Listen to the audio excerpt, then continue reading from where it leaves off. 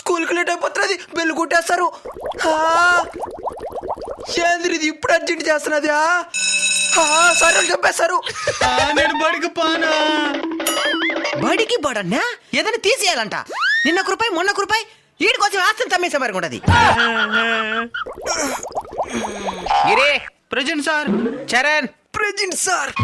Lesson start చేద్దాం. Period starting లోనే అడిగిన టాసింగ్ ఉంటది, అమ్మాయిలు నేస్తారు.